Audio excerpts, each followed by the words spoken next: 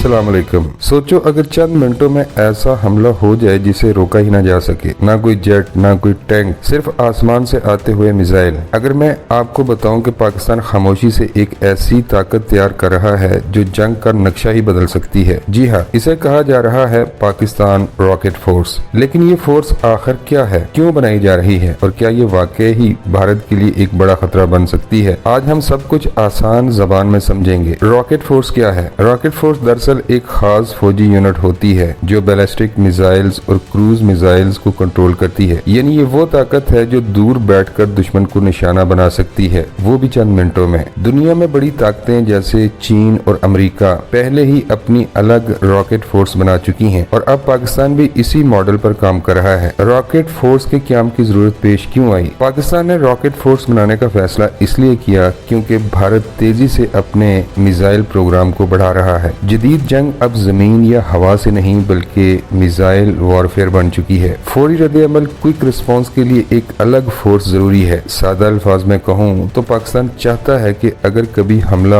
हो तो वो चंद मिनटों में जवाब दे सके। भारत इसे अपने लिए खतरा क्यों महसूस कर रहा है? तो दोस्तों, भारत के लिए इस फोर्स का सबसे बड़ा खतरा ये है कि ये फोर्स तेजी से मिसाइल लॉन्च कर सकती है। रवायती दिफाई निजाम जैसे एयर डिफेंस सिस्टम को चकमा देना आसान होता है, पाकिस्तान की डिफेंस पावर कई गुना बढ़ जाएगी। यानी भारत अगर हमले का सोचेगा भी तो इसे मालूम होगा कि जवाब बहुत तेज और भयानक होगा। पाकिस्तान की रॉकेट फोर्स बनाने में चीन का किरदार क्या है? दोस्तों, चीन इस मामले में पाकिस्तान का अहम इत्तेहादी है। चीन ने मिसाइल टेक्नोलॉजी में ताउन किया, जदीद सिस्टम्स और ट्रेनिंग में मदद की और अपने तजर्बे से पाकिस्तान को गाइड किया। चीन की अपनी रॉकेट फोर्स दुनिया की सबसे मजबूत फोर्सेज में से एक है। इसी मॉडल को देखकर पाकिस्तान भी अपनी सलाहियत बढ़ा रहा है। पाकिस्तान रॉकेट फोर्स का काम क्या होगा? दोस्तों, इस फोर्स के अहम काम ये हैं: मिसाइल लॉन्च सिस्टम को कंट्रोल करना, दुश्मन के अहम अहदाफ को निशाना बनाना, जंग की सूरत में फौरी रद्द-ए-अमल देना, मुल्क की दिफाई हिकमत अमली को मजबूत बनाना। ये फोर्स दरअसल पाकिस्तान की स्ट्रेटेजिक शील्ड बनेगी। पाकिस्तान के पास पहले ही